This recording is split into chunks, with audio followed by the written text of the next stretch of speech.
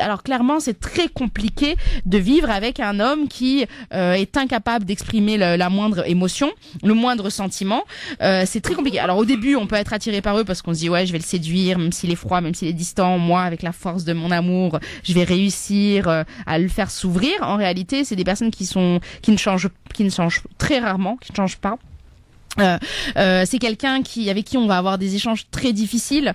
Il va toujours trouver des prétextes pour justifier son comportement, à savoir que il est comme ça parce que c'est par pudeur. Sur le plan religieux, on ne dit pas devant les autres qu'on s'aime. Il va justifier ça par l'éducation. Ça ne se fait pas de se tenir la main à l'extérieur. Ça va être quelqu'un qui, voilà, comme je l'ai dit, qui va être très difficile. Alors comme il n'exprime pas ses émotions, c'est quelqu'un qui entre très difficilement en empathie avec les autres.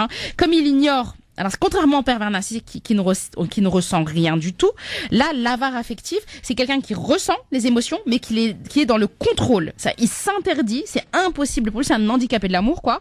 Il s'interdit complètement de laisser ses émotions sortir. Donc, contrairement au pervers narcissique, l'avare affectif, c'est pas complètement foutu. On peut encore essayer entre guillemets, de le sauver. C'est vraiment quelqu'un qui a peur de perdre le contrôle de ses émotions et de ses sentiments. Pour lui, le fait de dire ce qu'on ressent et de s'ouvrir à l'autre, c'est être vulnérable face aux autres.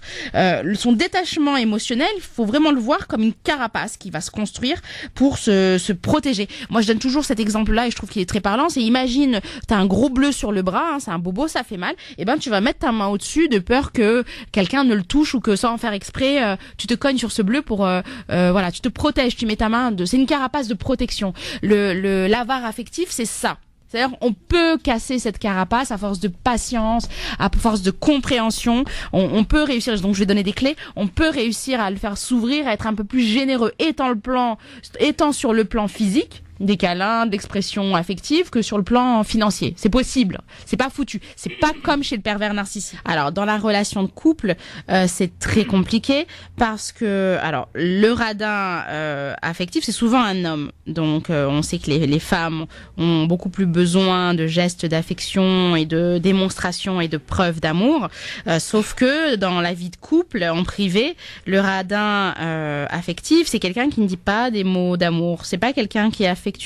Ce n'est pas quelqu'un qui fait des gestes de tendresse, c'est ce qui caractérise l'amour. Chez le radin, chez l'avare affectif, les baisers vont être rares, les bisous. Il va rarement embrasser l'autre, sauf si parce qu'il est obligé, il faut dire salam, on dit bonjour, voilà, au revoir. Ou alors, ce sera uniquement pendant les rapports sexuels. C'est le seul moment où peut-être la partenaire aura le droit à des bisous. Donc, comme je le disais, en public, c'est même pas la peine. Le radin affectif, il se comporte avec vous comme si vous étiez pas en couple. Presque, il y en a un qui marche devant, un qui marche derrière. C'est comme si on se connaissait à peine. Vous les voyez dans les voitures, ensemble devant, le mari qui conduit et l'épouse, ils s'adressent pas un mot.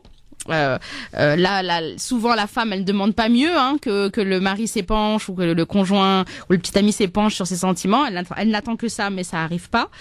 Au quotidien, c'est un homme qui va être froid, qui va être donc distant avec sa conjointe. C'est quelqu'un qui n'est pas démonstratif et très souvent et très très rapidement, l'autre se sent délaissé et frustré et en manque d'affection. Alors, comme je le disais également, l'excuse qui est souvent donnée, c'est la question de la pudeur. Ah, ça se fait pas religieusement, on nous regarde, je peux pas te donner la main, tu comprends, c'est haram. C'est quelqu'un qui aura également une éducation rigide et qui se justifiera par ça en disant oui, mais moi mes parents ils s'embrassaient pas, moi mes parents je les ai jamais vus s'embrasser, non, je ne sais pas, donc je n'ai pas appris, je ne le fais pas. Mais en réalité, ça c'est des excuses parce que c'est sa façon de se protéger pour ne pas se sentir dépendant de l'autre, pour ne pas s'avouer à lui-même qu'il est dépendant de la personne avec qui il est et de s'avouer qu'il est amoureux, parce que c'est quelqu'un qui c'est ce qu'on appelle les phobiques de l'amour. C'est quelqu'un qui a peur de s'engager, c'est quelqu'un qui a peur de s'aimer. En gros, c'est quelqu'un qui a peur de donner son cœur, tout simplement. Donc il le garde de façon avare pour lui. C'est quelqu'un qui a peur de perdre sa propre identité. C'est ce qu'on appelle l'angoisse d'engloutissement. C'est quelque chose qu'on retrouve dans certains troubles de la personnalité, notamment la personnalité borderline est à limite, mais pas que. Donc c'est des personnes qui ont l'impression que si je deviens fusionnelle avec l'autre, je vais me noyer, je vais disparaître, je vais plus être moi-même.